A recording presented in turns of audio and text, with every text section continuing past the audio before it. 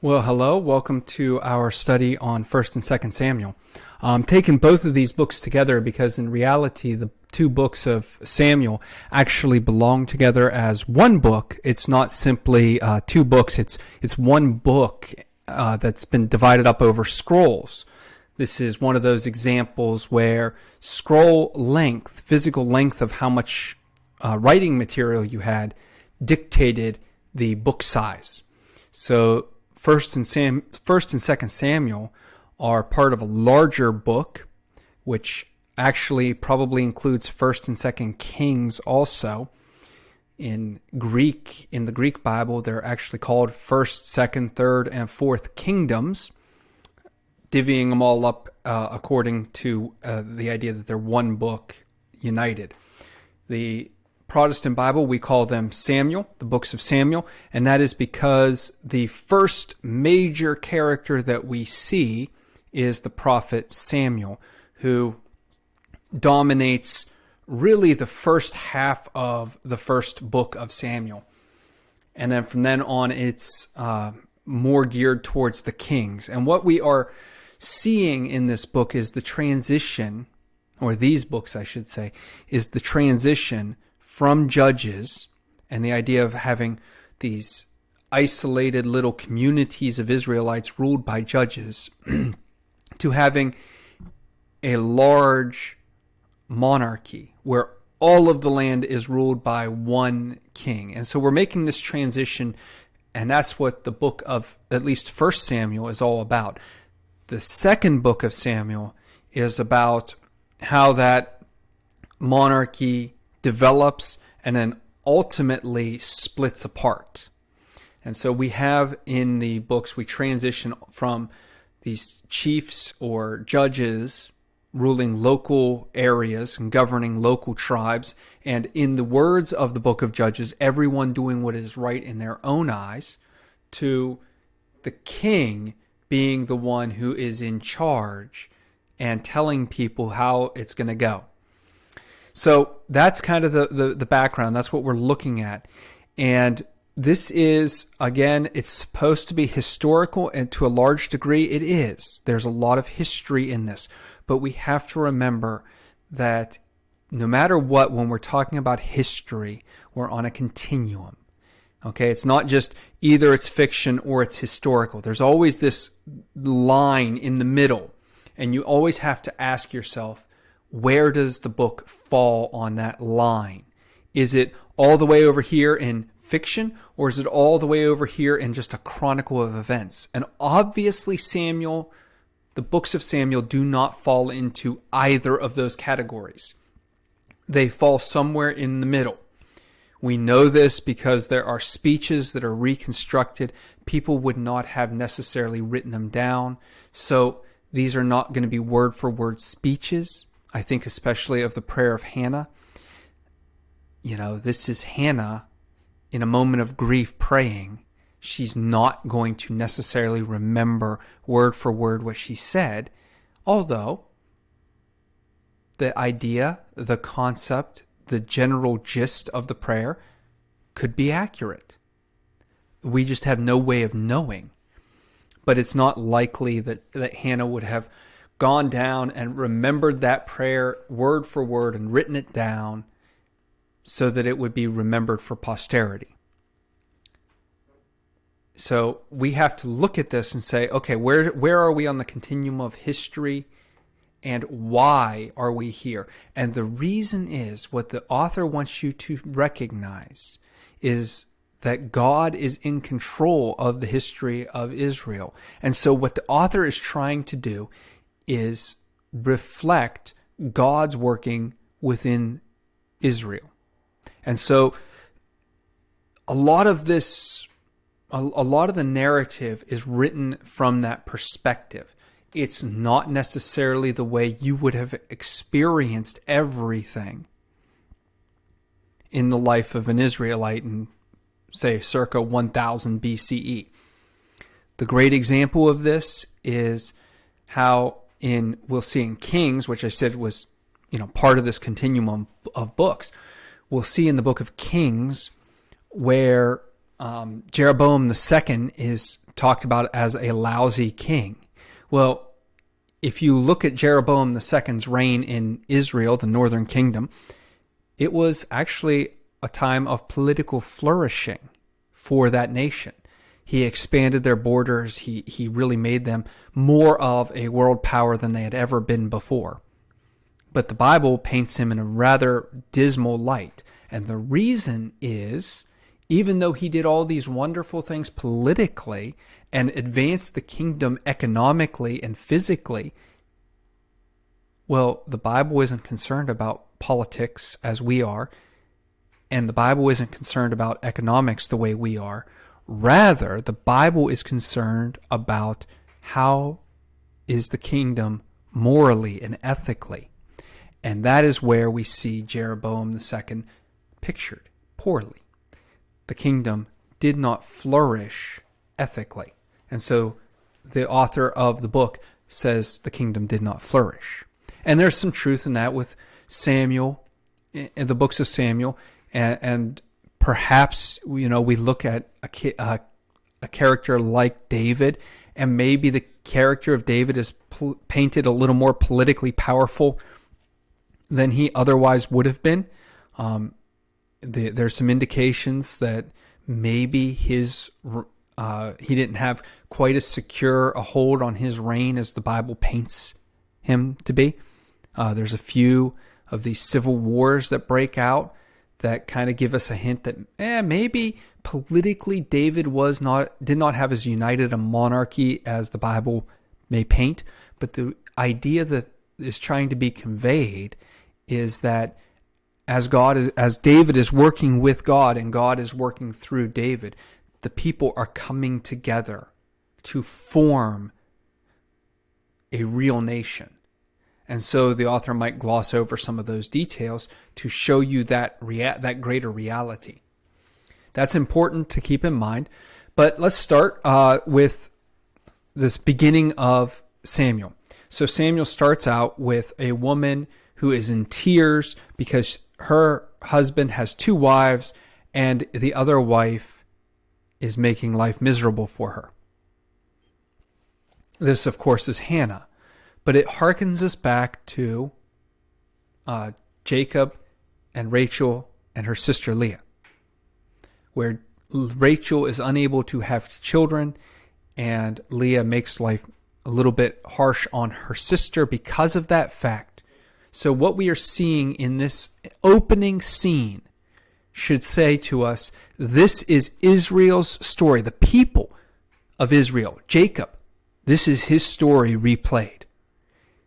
It's intentionally set up so we would remember the story of Jacob and Rachel, and how even though Rachel's the one who longed for children and couldn't have them, her child Joseph ends up being the savior of the family.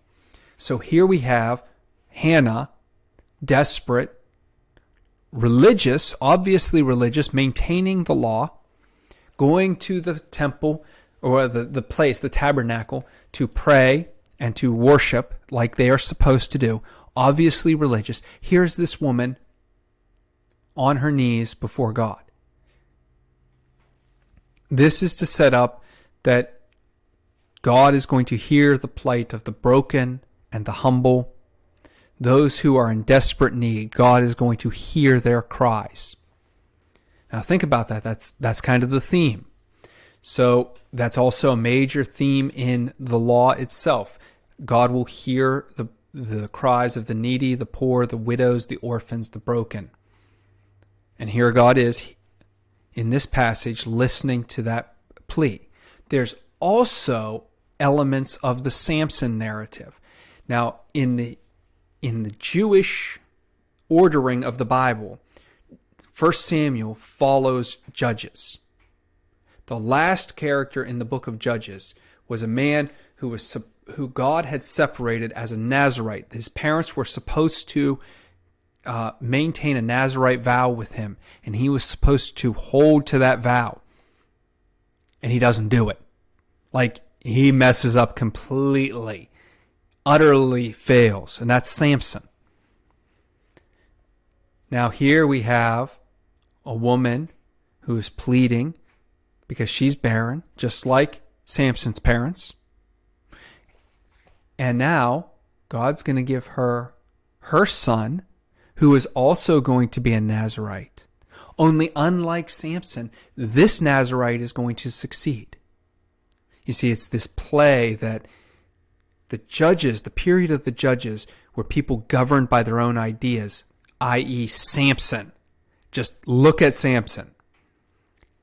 Now, as we moved from the judges to the monarchy, and Samuel is that bridge between the two, he's going to be that Nazirite who finally gets it right. He gets it right because he doesn't live according to his own desires.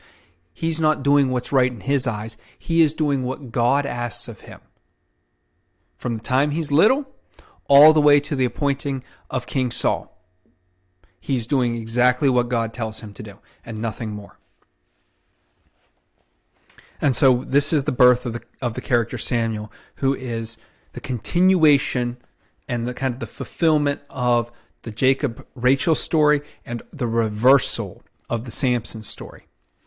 And he is born and taken into the tabernacle. Before there was a temple in Jerusalem, there was a tabernacle at Shiloh. The priest Eli and his family were in charge of that tabernacle. And what do we see in Eli? He's fat. He's blind. He doesn't hear very well. All of these are not simply physical characteristics. Yes, they could probably describe many American men over a certain age. But these are not physical traits that we are supposed to be focused in on. They are spiritual traits. He's fat because he's lazy. He's blind and deaf, even though he lives in the place where God's presence is supposed to be. He's blind and deaf and cannot encounter God. When Samuel has his vision of God, it's said that visions were very rare in those days. It was not because God wasn't trying. It's because the priest who is supposed to hear these is blind and deaf. So don't just look at at Eli and his family as physical. Don't look at these as physical traits and physical aspects. Look at them as spiritual traits. We're going to see this again and again throughout these books, where the person is described not simply by their physical appearance. The physical appearance actually reflects what's inside. So Saul is described as a big man, tall, head and shoulders above everybody. And what does he prove to be? Proud and arrogant and boastful. He's jealous when his pride is wounded, the thing that brings him down. Whereas David is described more slight of stature, and he is supposed to be humble. These physical attributes that are picked up on are a way of describing the person's character, not just their appearance. And so Samuel goes to live with the priest Eli, but he's not just there to live with the priest Eli, he's there to replace the priest Eli, because the priesthood is what is wrong in many ways with the people. Now, we didn't talk about this in the Judges video, but there's a story in the Judges video where Moses' grandson comes in to live with a man and becomes a priest for the man's house personal shrine. It's the first story that we have of a Levite after the commissioning of Aaron and all of his sons. We see this kind of motif. Aaron is commissioned. He's set up as the high priest. Yay! Instantly, 2 of his sons are killed because they do the wrong thing. Okay, Aaron is still a great high priest. His son Eleazar and Phinehas, they're great. Good. In other words, there's potential for these priests. But what happens is we see more and more after the fact where these priests are not living up to what God expects of them, and they collapse, and the priesthood becomes a barrier to people encountering God. And so there need to be prophets in the land. And Samuel is one of those prophets. He is one of the people who takes God's word to the people because the priesthood has fallen down and is not able to help as it should. And so Eli is replaced. His sons are killed. Eli dies. That line is wiped out.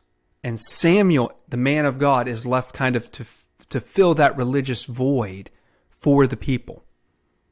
That's what he becomes after the priesthood is somewhat demolished.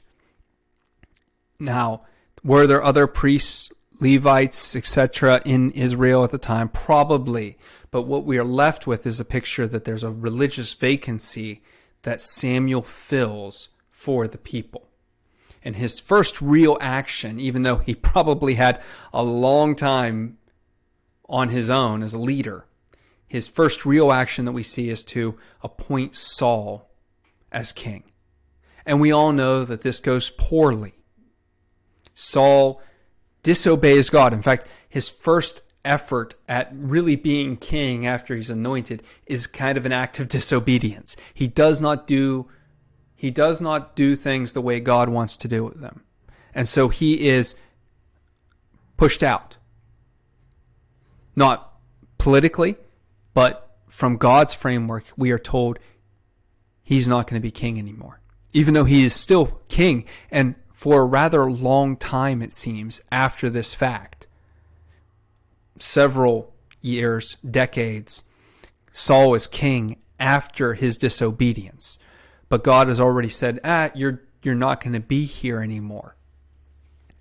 And we are then brought into David, this humble shepherd boy who is anointed king despite the fact he's the youngest and least equipped of his brothers, who seem to be good warriors within Saul's army. We all know the story of David and Goliath. David kills Goliath in an act of faith and obedience to God. This is setting us up again for the future, where David is going to be king doing things God's way. At least that's the hope. And as he does that, he's going to slay giants. Historically, if you read through all the way through Chronicles, there's some contention about whether David killed Goliath of Gath, another man killed Goliath of Gath, 2 Goliaths, we don't know. Honestly, there's too little history there to actually know for certain what happened. But this sets David and Saul on a collision course, because right after David kills Goliath, we see that Saul begins to get jealous. And it leads us to Saul and David in tension, which becomes the last part of 1 Samuel. We have David and Jonathan on one side and Saul on the other. The idea of Jonathan, obviously, as a character within the narrative, he's to show that Saul is being unreasonable, that everybody knows David should be king. And as a character, he kind of shows how the people of Israel are starting to unite to David against Saul, because even Saul's own house is uniting to David. There is this great scene where David and Jonathan pledge loyalty to each other, despite the fact that means for Jonathan, he's giving up his opportunity at the throne. He's like, no. I know where God's going. I'm not it. You're it. And we see that 1 Samuel ends with Saul and Jonathan being killed. David is in exile in the Philistine country. He's in exile and hiding because Saul wants to kill him. But Saul's death opens the door for David to come back. Now, obviously, there's a civil war.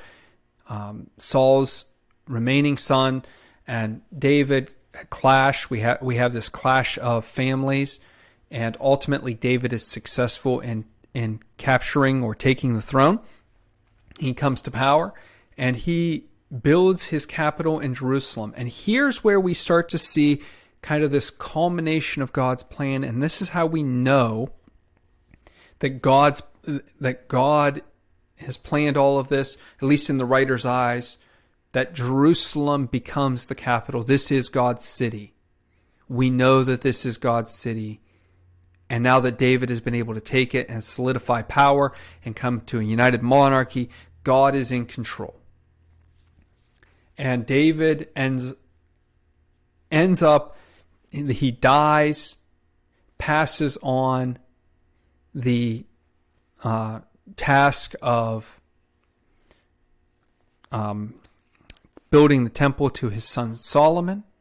Solomon comes to power, and this is the kind of one of these real shady parts of the Bible where you see Solomon as this wise king who is doing all these great things in one light. He's wise, he's got money and power and authority. He's building the temple, everything's going well. But at the same time, you're left with this echo of Deuteronomy where a bad king is one who collects wealth. Solomon does that. Who collects wives. Solomon does that. Who puts the people under forced labor. Solomon does that. And so we have this tension of who is this the right king or not for the situation. And so this is kind of how we're going to set up for the book of Kings and the divided kingdom, with Solomon, this wise king, but at the same time not following the book of Deuteronomy. This tension of God's blessing the kingdom, but there's problems coming. And that's kind of how that book shakes out. But we should also note, understanding the idea that Solomon's this tension point, we look at David, and David is up trajectory until the moment he has this encounter with Bathsheba. And at that point,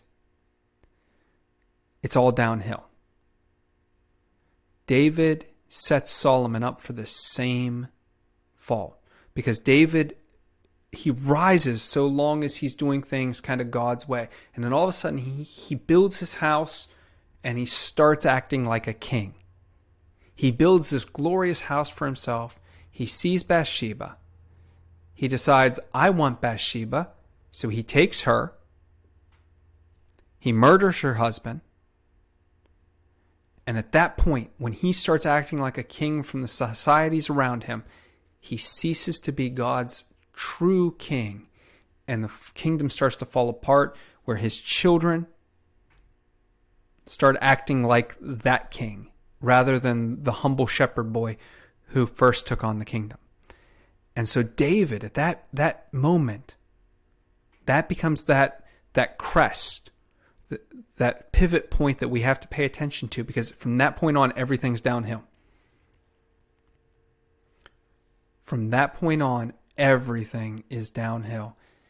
And obviously the book, I kind of skipped ahead a little bit with some of the Solomon stuff. The book ends with the tension around Solomon coming to power. But I wanted to use that as a segue to show you, this is all brought about because of David. He got power, and the power corrupted him.